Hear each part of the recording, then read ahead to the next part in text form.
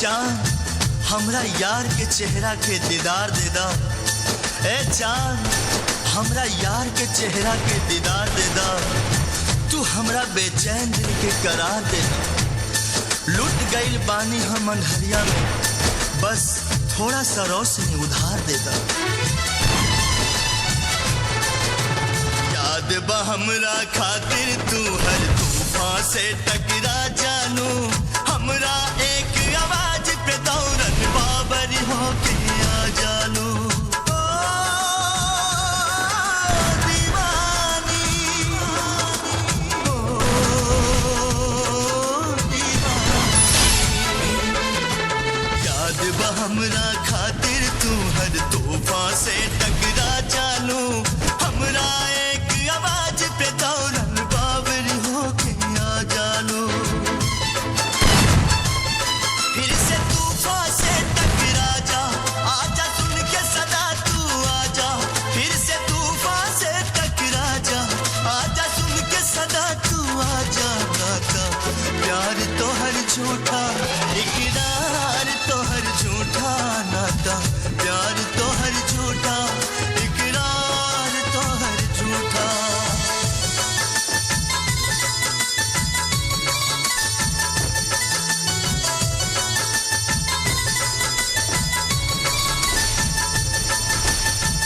तोहरे इंतजार में अटकल हमर परान बा, मर के भी धड़कत रही करे जा।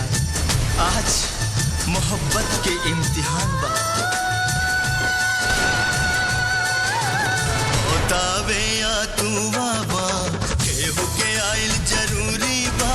कदम बढ़ा के रोका तारू, ऐसन का मजबूरी बा।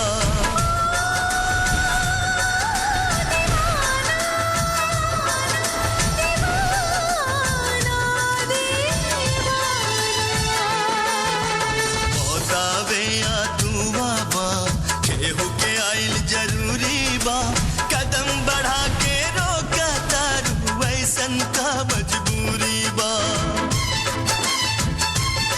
ई दीवाना के समझा जा, आजा दिल के आस पुरा जा।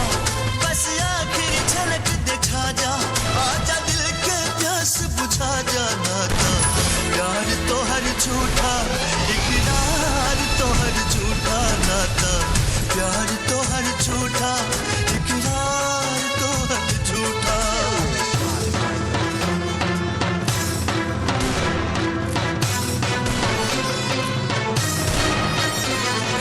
आजा आजा, जीना तेरी गली में, जीना तेरी गली में।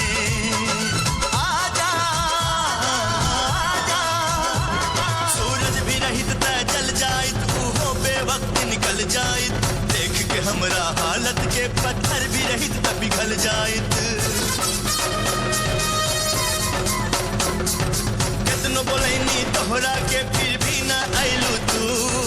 बहे लगल अखियन से हमरा आंसू बन के लहू, आंसू बन के लहू, आंसू बन के लहू। रो रो के यदि हम मर जाइब त इतना वफा निभा दीहा। आ चल के अपना कफन बना के चुपके से दफना दीहा। आ चल के अपना कफन बना के चुपके से दफना दीहा, चुपके से दफना दीहा।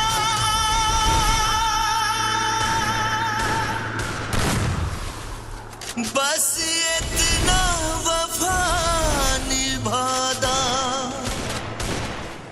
आ चल के कफन बना दा।